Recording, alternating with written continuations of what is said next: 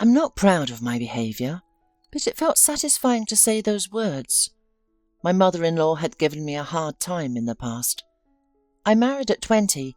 It was true love, and then I got pregnant. We decided to go to the registry office, so our child would be born in wedlock. My mother-in-law disliked my social status, a girl from a poor working family with no connections, savings, or education beyond high school. I'm unsure if she discouraged her son from marrying me, but I suspect she did. Regardless, she treated me like a serf, constantly demanding, fetch, serve, clean, be quiet. We began living in my mother-in-law's second apartment. She and her husband held good positions with corresponding incomes. My husband was still finishing his studies while working, though his earnings were modest, so his parents helped us financially. I understood my position in the family hierarchy and kept quiet as long as I could. Even when my mother-in-law was overtly rude, she did so out of her son's sight. In public, she was always polite and friendly.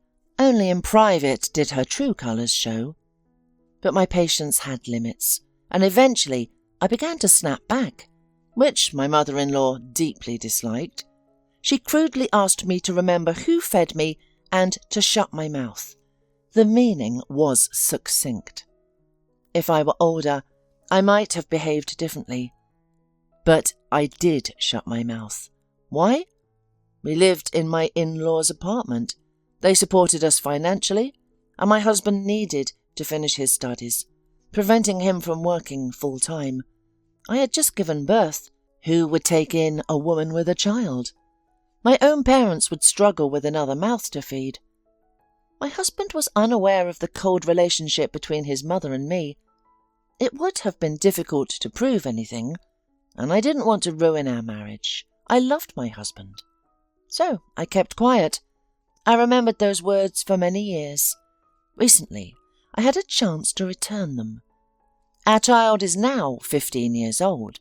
My mother-in-law retired, and my father-in-law died 2 years prior. Since my mother-in-law's salary was paid under the table, her pension turned out to be quite modest.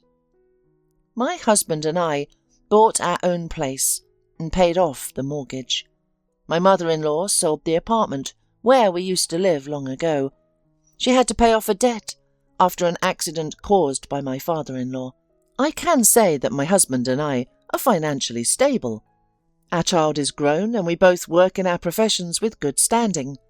We don't have yachts, helicopters or luxury cars, but we're not struggling. When my mother-in-law retired, she quickly spent her savings and it became clear that she couldn't live on her pension alone. She had a spacious 2-bedroom apartment, but the utilities are very high. In winter, her entire pension would have gone to pay them. For the last 10 years, we've barely spoken to her. After returning from maternity leave, I stopped tolerating her attitude and began to stand up for myself. I persuaded my husband to move to a rented apartment, and from there, we saved up for our own place. My mother-in-law's leverage over me disappeared, which didn't endear her to me. She didn't even hide her dislike for me, which surprised her son. There wasn't even a semblance of family relations. We neither exchanged greetings nor gifts. She never fussed over her grandson, as a loving grandmother might, communicating only with her son, which suited me fine. When my husband announced that his mother couldn't live on her pension and that we needed to help her, I didn't object. She is his mother, after all. As long as the help was only financial, I wouldn't get involved.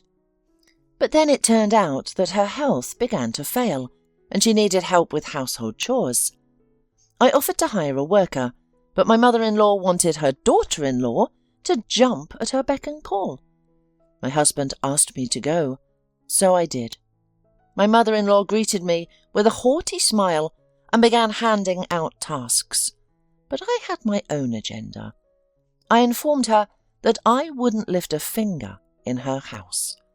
If she needed help with chores, a worker would come once a week to clean.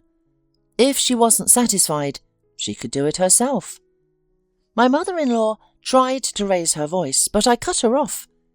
I advised her to keep quiet and remember who provides for her.